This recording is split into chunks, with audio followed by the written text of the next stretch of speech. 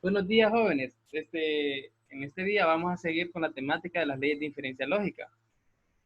Eh, Nos habíamos quedado utilizando las reglas del modus ponendo ponens y el modus tollendo tollens. Hoy vamos a ver algunas leyes y cómo se utilizan. Recuerden que en el ejercicio anterior, de la clase pasada, que quedamos pendientes de terminar hoy, teníamos algunas premisas. ¿Cuáles eran las premisas? Bueno, les compartiré la pantalla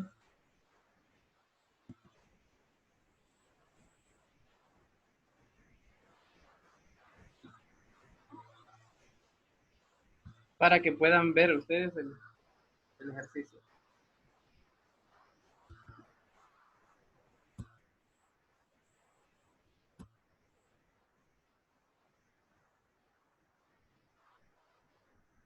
Muy bien.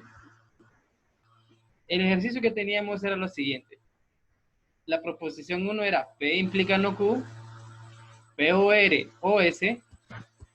Teníamos P o R o S y la tercera era S implica T o U, no T o no U. La proposición 5 que concluimos fue a través de la ley de Morgan en la proposición 4, que precisamente utilizamos la ley de Morgan en el lado derecho. Bien, luego íbamos a utilizar otra ley para la proposición 6. Para la proposición 6 utilizaremos la ley del modus tollendo tollens. Modus tollendo tollens. Observemos, en la proposición 3, la proposición es S implica T o U. En la proposición 5 es no T o U. Si se fijan, tenemos la negación del consecuente. Por lo tanto, podemos utilizar la ley del modus tollendo tollens. A ver, ¿cuál sería la conclusión?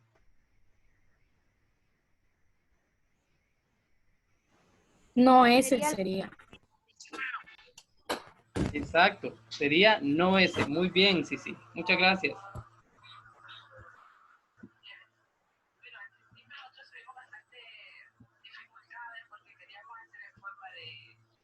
No ese. Luego, la proposición 7. ¿Podemos hacer alguna proposición 7? ¿Será necesario hacer alguna proposición 7? ¿O no será necesario? Pregunto yo, ¿ya demostramos no Q? No, lo que llegamos es no S. No Q no lo tenemos. Ahora bien, veamos, chicos. Tenemos no S. Nos puede servir no S. ¿Qué regla podemos aplicar ahora? Tenemos la proposición 6. Tenemos la proposición 5. Tenemos la 4, ya la usamos. La 3 ya la usamos. La 5 ya la usamos. Entonces, ¿qué podemos utilizar? Vean sus leyes. Vamos sus Modus leyes. tollendo tollens. Ve, modus tollendo ponens. Modus tollendo, en realidad, solo hay dos. El modus ponendo ponens y el modus tollendo tollens. Pero vamos a ver. Vean sus leyes de inferencia en la tabla. ¿Qué ley podemos utilizar si nosotros ya utilizamos la 3, la 4, la 5? ¿Cuáles no hemos utilizado? La proposición 1 no la hemos utilizado, la proposición 2 no la hemos utilizado y la que acabamos de encontrar tampoco la hemos utilizado. ¿Alguien podría decirme qué proposiciones podemos utilizar en alguna de ellas?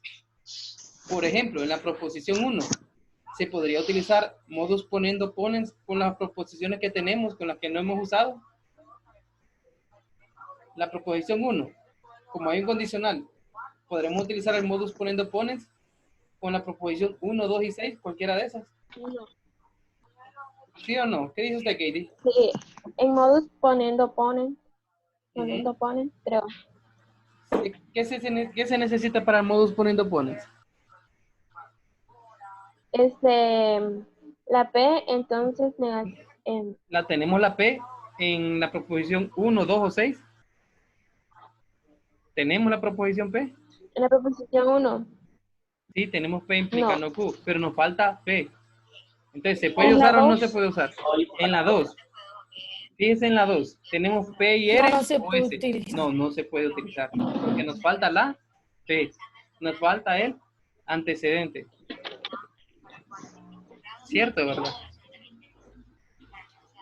Bien, entonces no podemos utilizar modus prendo pone. El modus tollendo tollens se podrá utilizar en la 1, 2 y 6. Cualquiera de las tres. Tendremos P implica no Q. Tendríamos que tener la negación de no Q. ¿Cuál es la negación de no Q? ¿Lo tenemos ahí, la negación de no Q? ¿En la 1, 2 o 6? ¿Sí o no? Solo estoy preguntando sí o no. En la proposición 1, 2 o 6, tenemos P implica no Q. Entonces, para utilizar modus tollendo tollens, tenemos que tener la negación de no Q. ¿La tenemos en alguno de los tres? ¿La tenemos o no la Sería- tenemos? Sí, Era la pues, pregunta. ¿La tenemos o no la tenemos? sí. ¿En dónde En la la tenemos? ¿En proposición, qué proposición la tenemos, Katie? en la primera. En la primera tenemos P implica no Q. No, pues. Ahora, ¿qué más necesitamos para el modus tollendo tollens? Necesitamos otra proposición, que sería la Negación. negación del consecuente, la negación de no Q. ¿Tenemos la negación de no Q? Sí. ¿En dónde? En la negación Q. Sí, bueno. Voy a repetir la pregunta, creo que no me está entendiendo, Katie.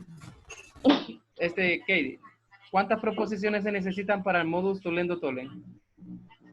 2. 2.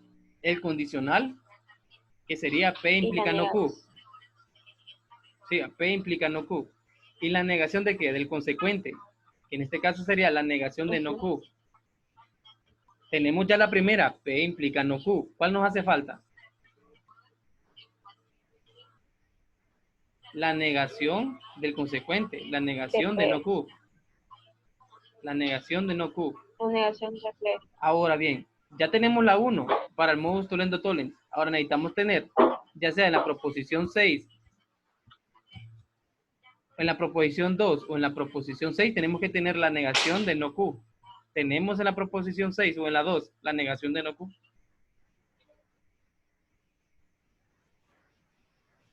No.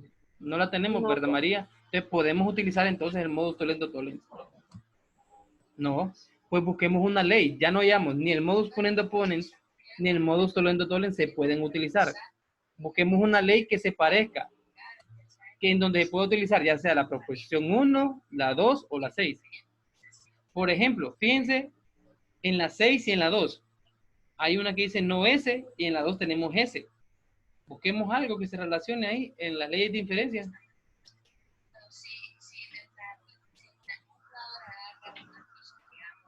Es Es la de modo- modus tollendo ponens, más? profe.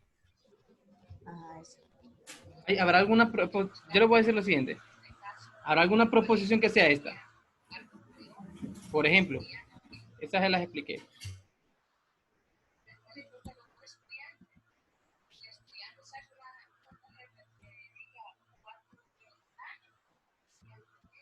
P o Q. ¿Qué significa? Que ocurre P, esta es otra. Esta, que ocurre P o ocurre Q. Y nosotros tenemos que no ocurrió Q. Si no ocurrió Q, ¿qué va a ocurrir? Entonces. Bueno, entonces fue que ocurrió P. ¿Recuerdan esa ley? Que se decía, si ocurre P o ocurre Q y estamos seguros que no ocurre Q, entonces ocurre P. Entonces sería la ley de modus tollendo ponens. ¿Cómo se llama esa ley? ¿Qué aparece ahí? Modus tollendo ponens. Modus tollendo ponens. Pero tiene un nombre más bonito. Le vamos a cambiar el nombre después. Ya se la vamos a agregar. MTP. Sí, MTP. Modus tollendo ponens. Bueno, pero ese nombre no se lo vamos a poner por ahora porque ese nombre no me agrada. Hay un nombre más agradable para esa ley. Porque para que no se confunda con los demás, con modus tollendo tollens y con modus ponendo ponens. Pero por ahora la vamos a aplicar. Permítame un momento.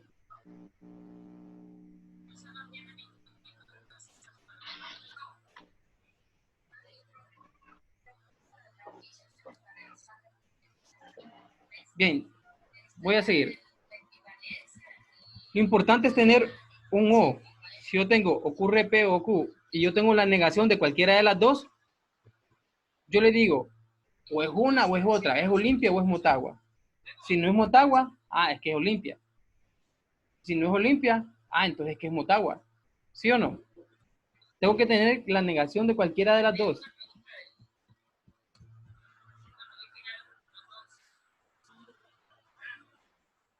Bien, ahora bien. Yo tengo en las 6, tenemos negación de S. En la negación de S, tenemos la negación de S. Y fíjense aquí, tenemos P y R o S. O ocurre P y R o ocurre S. Y en el 6, bueno, voy a marcarlo por acá. En la proposición 2 me dice que ocurre P y R o ocurre S. Y en la proposición 6, ¿qué me asegura? ¿Qué ocurre ese? No ocurrió ese. No ocurrió S. Entonces, ¿qué tuvo que haber ocurrido? POR. P y R. Ahora bien, me detengo ahí. ¿Alguien tiene dudas de lo que pasó ahí?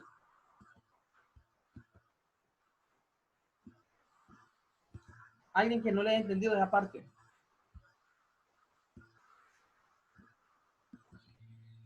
Entonces, aquí es MTP, por ahora es MTP. Pero hay un nombre que se llama bien agradable, que no es modus tollendo ponens, porque se puede confundir con los demás, con el modus ponendo ponens y con el modus tollendo tollens. Pero el nombre es en español, entonces se lo voy a tener que agregar después, ¿entendido? A esta ley. ¿En dónde lo utilizamos? En la proposición 2 y 6. Fíjense que la proposición 2 y 6 se cumple. Que tenemos que ocurre P y R o ocurre S, pero no ocurrió S, entonces ocurre P y R.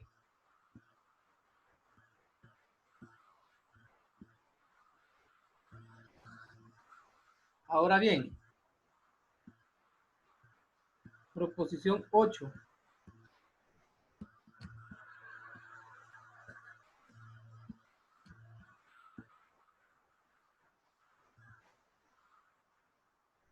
A ver, ya concluimos no Q. Hemos terminado el ejercicio. No. No hemos concluido. ¿Cuándo terminamos el ejercicio? Cuando hemos concluido lo que me pide que demuestre. Hasta que mi cliente sea inocente. Ahorita estamos cerca. Ya estamos diciendo que ni encontramos las huellas digitales en el arma, ni la persona estaba cerca. Ya es algo seguro. Estamos cerquita de resolver el caso. Bien, espero que salga libre, ¿va?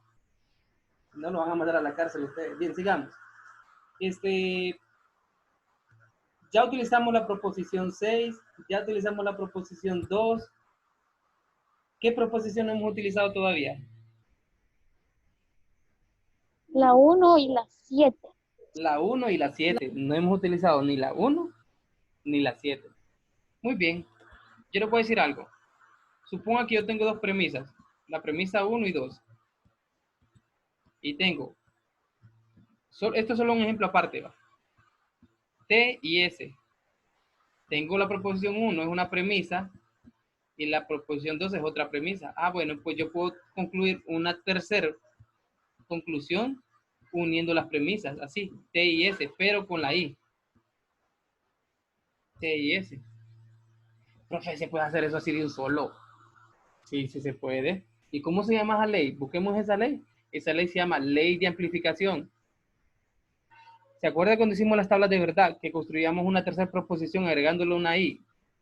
Bueno, esa ley se llama ley de amplificación. que si tenemos una proposición que es verdadera y otra que es verdadera, la puedo unir mediante un y. Por ejemplo, la luna vista desde la Tierra. No es simplificación. Simplificación. Sí, permítame, ya voy a llegar a esto. Ley de simplificación, así se llama. Nada más que cuando nosotros tenemos las dos y agregamos las dos en una sola, le llamamos amplificación. Pero cuando es al revés, le vamos a llamar simplificación para diferenciarla. Pero eso va a ser un común acuerdo entre nosotros. O le llamamos simplificación o le ponemos un nombre a cada una. Ya va a ver por qué. Deme tiempo, Ashley. Deme tiempo para que explique eso. Bien, por ahora, lo importante es que si yo tengo una proposición T y otra proposición S, entonces puedo crear una tercera proposición diciendo T y S. Pero puedo utilizarla en otro sentido. Que yo tengo una proposición, supongamos este otro ejemplo. Tengo una premisa que dice T y S. Ahora esta es mi premisa. Ah, bueno, entonces yo puedo simplificarla creando dos premisas más. O sea, que lo que es I lo puedo poner por aparte T y puedo poner por aparte S. O sea, que si yo tuviera una premisa que dice T y S, yo puedo concluir dos de un solo. Puedo concluir una segunda proposición con T, solamente T, y puedo concluir una proposición con solamente S. Ahora bien, cuando yo tengo la proposición I y concluyo T y S por aparte, a eso se le conoce como simplificación. Porque algo que era una proposición molecular lo estoy transformando en letras más simples. Pero cuando yo tengo dos proposiciones simples y la transformo en una proposición compuesta por I, por las dos, generalmente se le llama amplificación. Pero cuando es viceversa, simplificación. Pero para que no haya confusión, a ambas le vamos a llamar simplificación. ¿Entendido? Pero si ustedes utilizan el sentido común un poco, tenemos dos proposiciones que son sencillas y la transformamos en una compuesta. Entonces, en vez de simplificar, estamos amplificando. Pero no se preocupen. A ambas le vamos a llamar simplificación. ¿Y qué es lo importante? Que si yo tengo dos proposiciones sueltas, simples, sencillas, yo las puedo unir mediante un y. Y si yo tengo una proposición compuesta, puedo transformarla en dos sencillas. Así de sencillo. ¿Entendido? Ahora bien, ¿podría utilizar eso yo en mi proposición 7?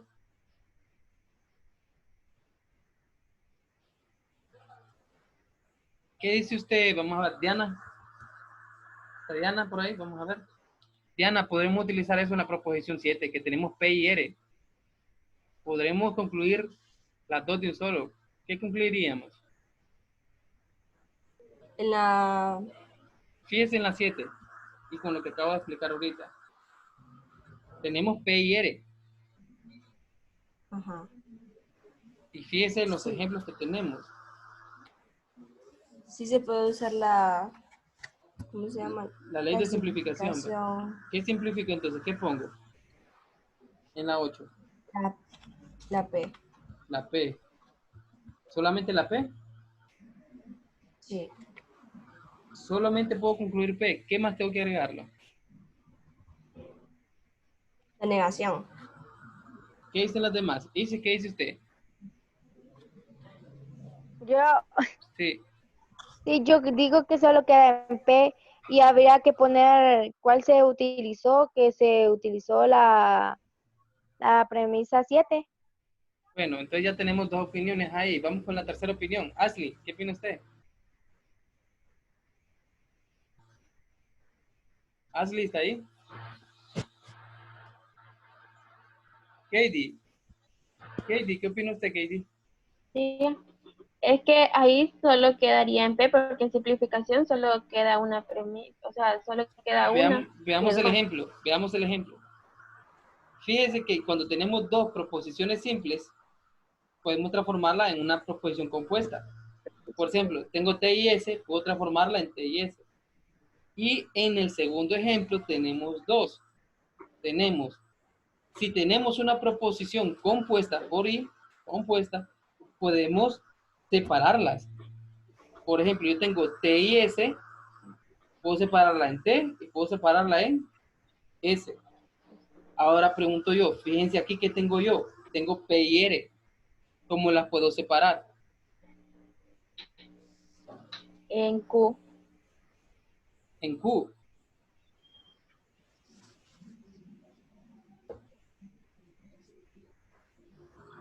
Piensen. Yo tengo P y tengo R.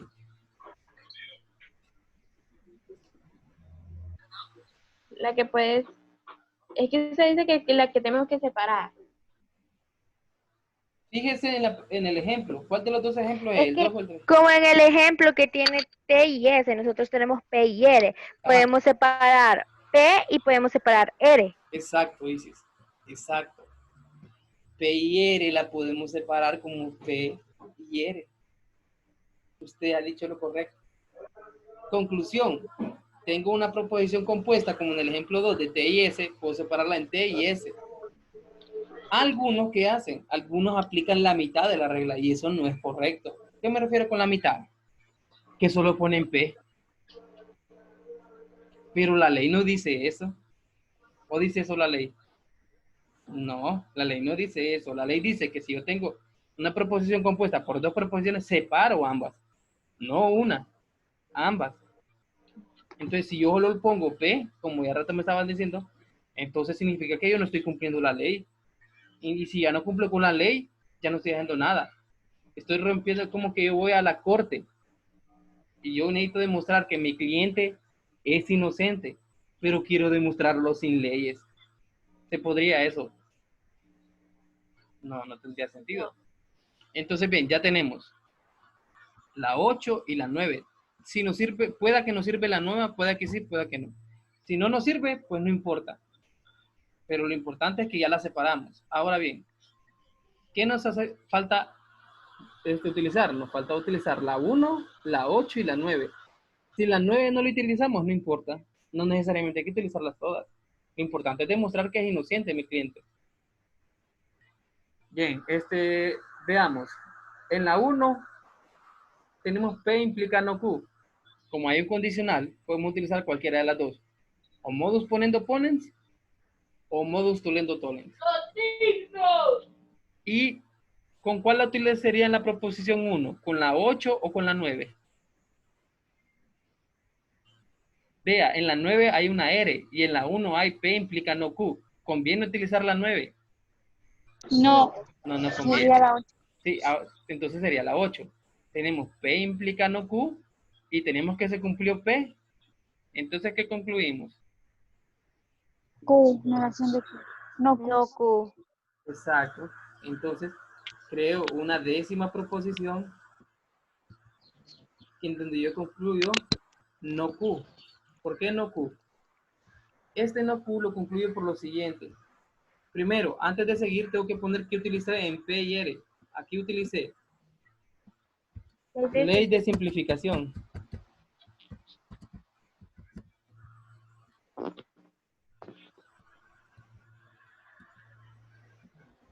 Y aquí también.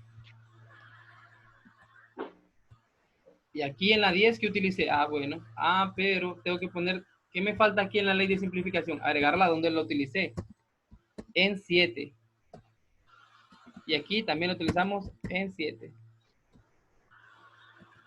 Y aquí en la 10 que utilizamos, en la 10 utilizamos la proposición 1 y la proposición 8. ¿Qué regla? El modus ponendo ponens.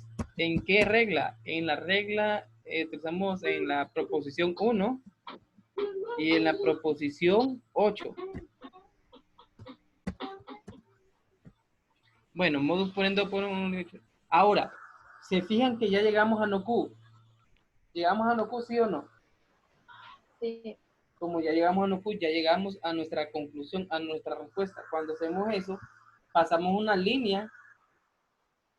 ¿Qué significa esta línea? Les voy a explicar qué significa esta línea. Esta línea significa que nosotros, para poder llegar a esta conclusión que está aquí abajo, utilizamos las 9 argumentaciones anteriores.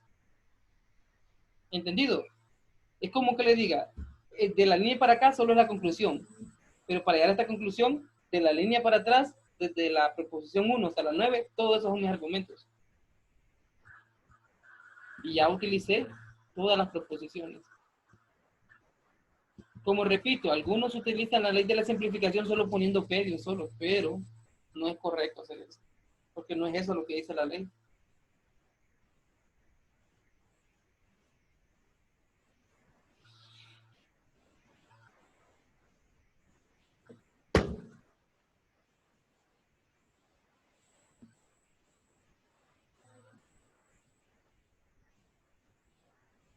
Bueno,